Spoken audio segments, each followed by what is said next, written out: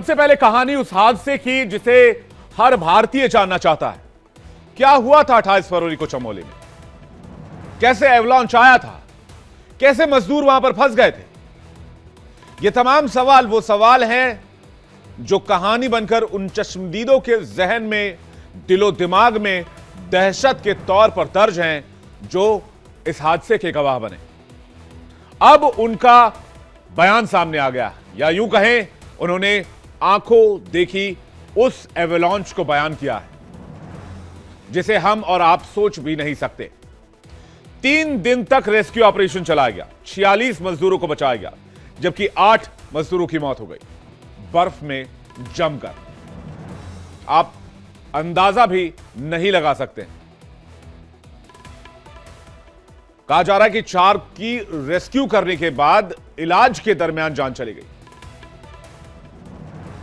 Rescue operations लगातार चलाए जा रहे थे। मौसम लगातार खराब थी क्योंकि चमोली में बर्फ से सबसे बड़ी जंग चल रही थी। कुल 54 मजदूर एवलांच में दब गए थे।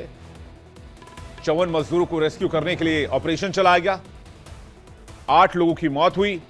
200 से ज्यादा जवान ऑपरेशन में लगे हुए थे। रेस्क्यू ऑपरेशन को लेकर चमोली के डीएम संदीप तिवारी ने क्या बयान दिया है वो सुनिए, उसके बाद वो कहानी जो आपने अभी तक नहीं सुनी है। देखिए, जैसी खबर वहाँ आर्मी और आईटीबीपी की टीम ने अभी दी है माणा बद्रीनाथ से, तो जो लास्ट मिसिंग पर्सन थे उनकी बॉडी रिट्रीव हो गई है और टोटल इसमें 54 लोग थे, जिसमें से 46 अलाइव थे और 8 डेड बॉडीज रिट्रीव हुई हैं।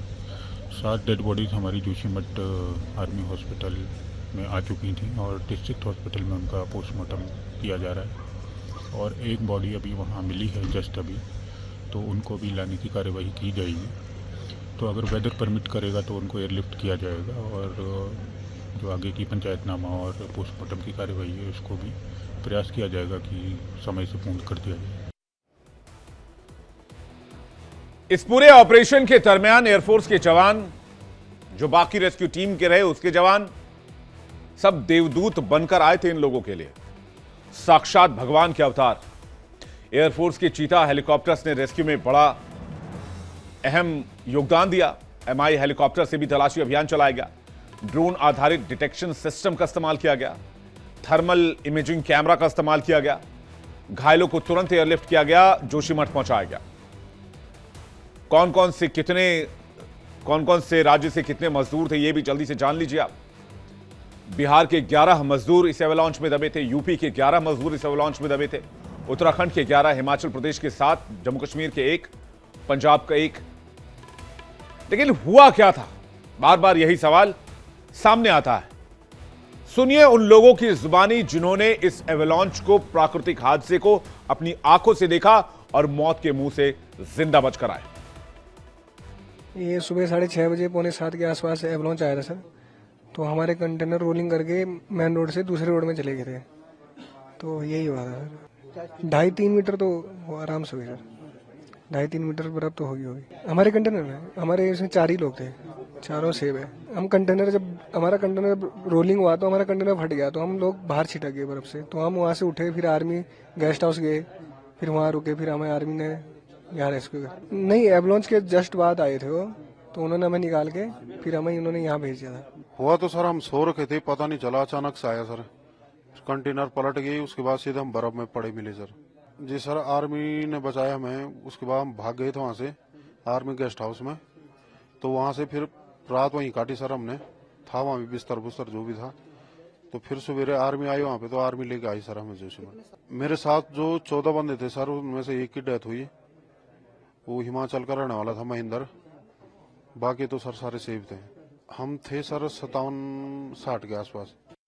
पता ही नहीं चला सर कुछ। हम कंटेनर में थे अपने यहाँ ना, अचानक से कुछ एवलांच टाइप का आया और हमारे जो जितने भी कंटेनर थे सबको उड़ा के लेके गया। बर्फबारी हो रही थी, थोड़ा तूफान टाइप का आ गया था ना, उसके साथ बर्फ भी आई और थोड़ा सा एवलांच टाइप के आया। ऊपर से थोड़ा हाइट है वहाँ पे, और जैसे नीचे गिरा उसी के झटके से पूरे कंटेनर, हमारे 7-8 कंटेनर पूरे उड़ के चले गए थे।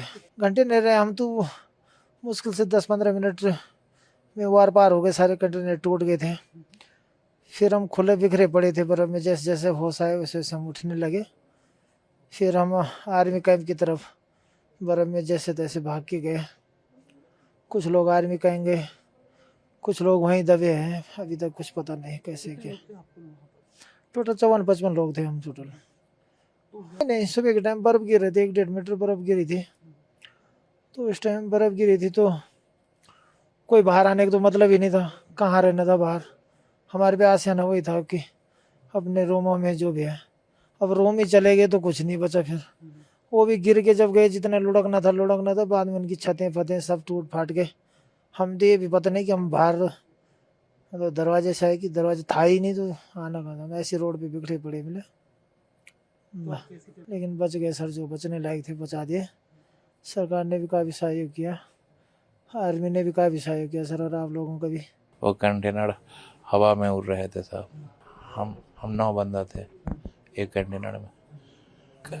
कंटेनर जब उड़ा ना तो उसमें से कंटेनर के साथ कुछ लोग उड़े और कुछ कंटेनर से बाहर निकल गए साहब। और वो पैदल करके ही किसी तरह हम लोग 20-21 बंदा पैदल BRO कैंप 4 किलोमीटर दूर है, वहाँ जाके बर्फ़ में ही 5 से 6 फीट बर्फ़ था, उसमें किसी तरह तैर के 4-5 घंटा बाद जाके BRO कैंप पहुँचे। पता नहीं सुबह का 28 तारीख की सुबह को पता नहीं 8:30 बजे का भाग्य था।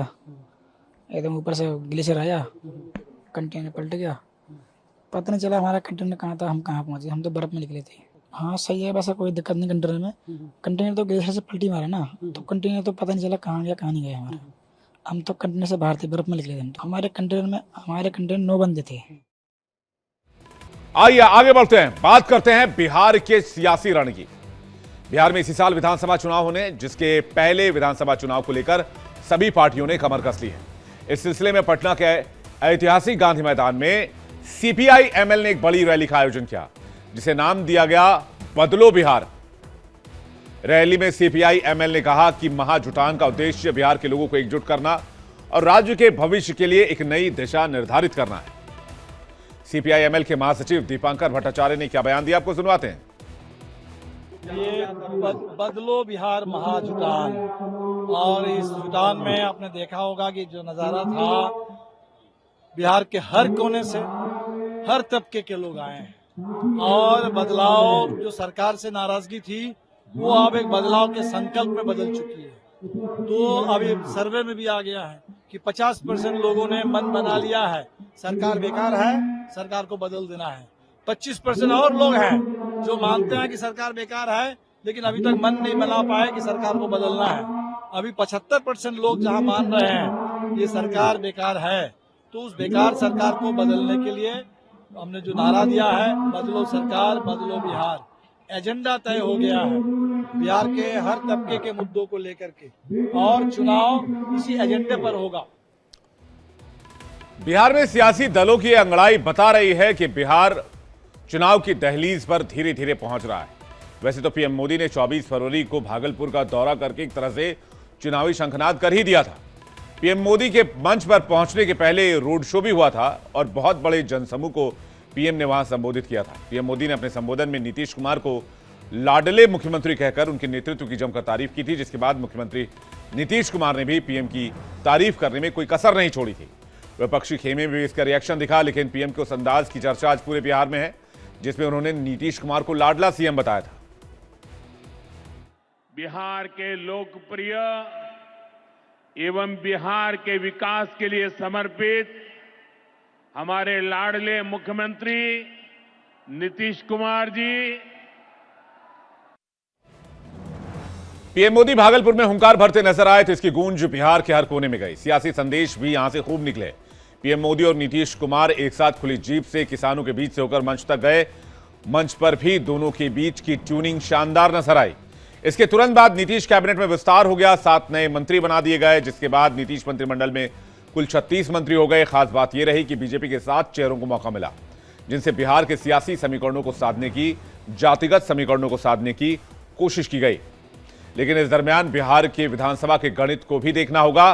जिसे अपने फेवर में करने के लिए हर पार्टी एड़ी चोटी का जोर लगा रही है। बिहार के विधानसभा में कुल 243 सीटें हैं। बीजेपी के पास 78 और जेडीयू के पास 45। बीजेपी जेडीयू मिलकर यहां सरकार में है। एनडीए की सरकार बिहार में चल रही है। हम पार्टी के पास 4 जो कि एनडीए का हिस्सा है। वहीं आरजेडी के पास 79 सीटें हैं। कांग्रेस के पास 19, सीपीआई एमएल के पास 12, सीपीआई के पास 2 और सीपीआई एम के पास 2, एआईएमआईएम के पास 1 और निर्दलीय विधायकों की संख्या 1 है। लेकिन बिहार में एक तरह से विधानसभा चुनाव का बिगुल राजनीतिक पार्टियों द्वारा फूंक दिया गया है। अब आपको प्रधानमंत्री नरेंद्र मोदी की तस्वीर दिखाते हैं, जो इन दिनों गुजरात के दौरे पर है। एक बार फिर से उनकी शिव भक्ति नजर आई है। सोमनाथ मंदिर पहुंचकर प्रथम ज्योतिर्लिंग की उन्होंने पूजा अर्चना की। तस्वीर आपके सामने ये देखिए, प्रधानमंत्री नरेंद्र मोदी की तस्वीर। प्रधानमंत्री नरेंद्र मोदी 3 दिवसीय गुजरात के दौरे पर हैं। शाम को प्रसिद्ध सोमनाथ मंदिर गए थे, जहां पर सोमनाथ ज्योतिर्लिंग मंदिर में पूजा अर्चना की। जरा फुल स्क्रीन आपको तस्वीर दिखाते हैं।